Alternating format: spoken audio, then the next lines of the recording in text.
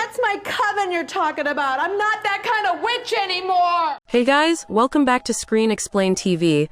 Today, we're diving deep into the 4th episode of Agatha All Along, the series that's keeping us all on the edge of our seats.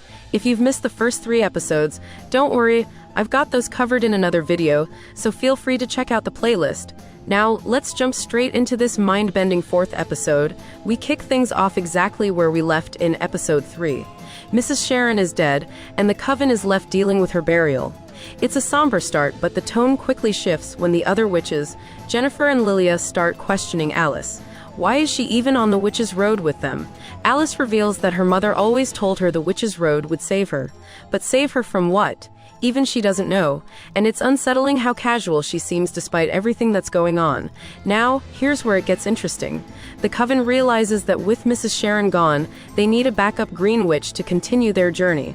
The witches are worried that bringing the wrong person into the coven could lead to disaster, but Agatha, she's totally chill about it. She brushes off their concerns, saying they've crossed this road before. But the group agrees, a new green witch must be summoned, no matter the risk.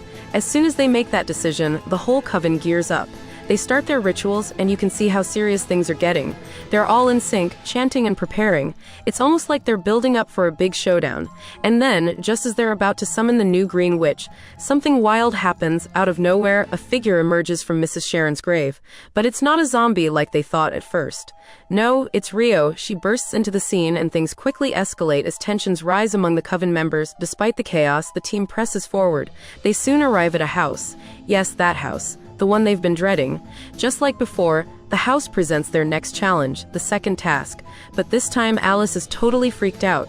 She doesn't want to go inside. The coven needs all its members to complete the task, but convincing Alice isn't easy. She tries to turn back, insisting she won't enter that house again. But as Alice tries to leave, the house reappears right in front of her. That's right, there's no escaping this place. Once you're on the Witch's Road, there's no turning back. Everyone has to face what's inside, no matter what. Reluctantly, Alice follows the others inside, and as they step through the doors, their clothes transform into retro 80s attire. It's like they've walked into another dimension, and the vibe, totally eerie.